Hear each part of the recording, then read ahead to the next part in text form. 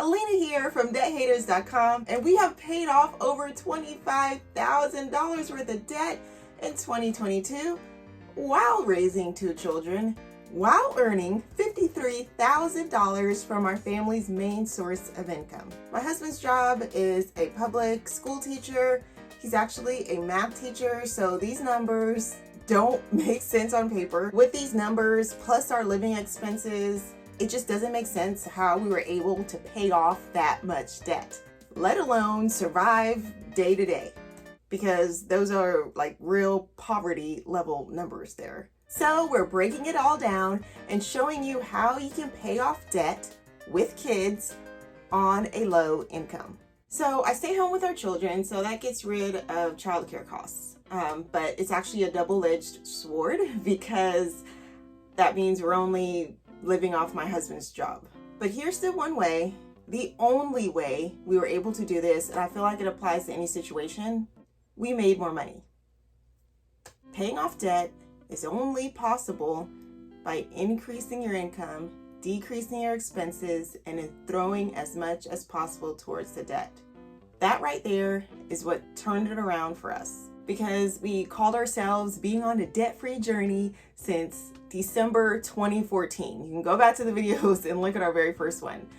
We were on a debt-free journey, but that was like 8 years ago. That was ridiculous. We just weren't focused. But we sure enough got focused January 2020. Now, we didn't do a debt update for that year, but safe to say it was probably around $5,000–$6,000 that we put towards debt. We were just trying to stay focused on keeping up with our monthly payments. That was the year we got our car loan, and that's what kind of woke us up and shook us up to really get after it. So we kept up with those monthly payments and we threw some stimulus at the debt. But it wasn't until 2021 we got on fire. We went in on the side hustles, and you can take a look at the debt update from 2021. But yeah, instead of crying about how much we didn't make, like literally crying about it, about everything else going wrong in our lives, we didn't play the victim. We went out and found ways to make more money. That carried us over to 2022. So how do we do it? We started the year off with $65,453.13 in debt, all student loan debt. We made 9 debt payments in 2022 and got the loan down to $39,081.61.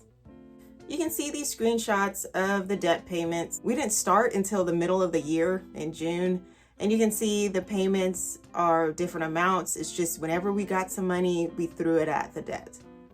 I actually tried to make the numbers as clean as possible, so that's why you see some odd cents there and just odd numbers. But I wanted to make it to where when we attacked that loan again, it wasn't so overwhelming or so odd. Remember, this is just all our active debt. We made a video, check it out, explaining inactive and active debt. And these debt payments were made after our living expenses. You can actually get a good feel for our living expenses in our Budget With Me videos, but our monthly expenses are about $3,200 a month. Rent and mortgage are usually the highest expenses for people, and the same with us, especially 2021 when the prices like went crazy, and then the beginning of like 2022, we actually debated moving just so we can lower our rent costs, because our rent was literally more than half of our take-home pay. But then we considered moving costs with the truck and deposits and going back and forth, application fees, all the silliness that you have to deal with when you're a renter, and the decreased income that we would have if we moved somewhere else. We figured it was just better to choose the lesser of two evils and just stay and find a way to make our rent and our living expenses and pay off debt. That meant we had to increase our income. And again, I'm going to say it again, that's one of the 3 ways to pay off debt: increase your income. It just makes sense because by increasing your income, it gives you more money to throw to the debt. So my husband brought in most of the extra income in 2022. We paid off significantly less money this year, 2022, than we did in 2021. Why do you think that was? I believe that is partially because I'm still getting off of the grief of my mother passing from September 2021, and I only had one writing job at that time, and during that time after that was done, I couldn't find anything else, and I really didn't have a lot of drive to do much more than that. I also left the homework hotline around that time as well, so there was a little bit less going on at the beginning of 2022 than what was going on in 2021, which was in February, and a lot of intense working. But we did pick it up more in the summertime. He actually made a video of his top side hustles for teachers, and I'll link that down below. I did bring in a little of that debt repayment money through reselling and doing a part-time job. I'm still actually working on building a home business to make more steady income. Here's how we decreased our expenses. We didn't buy a house. We are still renting, and it's not the cheapest, but it is the best we can do right now. We don't eat out. We make all of our meals at home, including snacks on the go. Just throw them in a little baggie, and we have water bottles, and that's what we do. We don't have a lot of furniture. We don't spend a lot on clothes, on travel, vacations, or just expensive things. We only spend money on things that we need. And that's not a boast. I actually prefer not to live this way. It's actually very tiring. It was okay for a while, but I feel like I'm getting frugal fatigue. If that's a thing, like comment below if you know what I'm talking about. But I think it's important to know that it's part of the process. I hate to say it.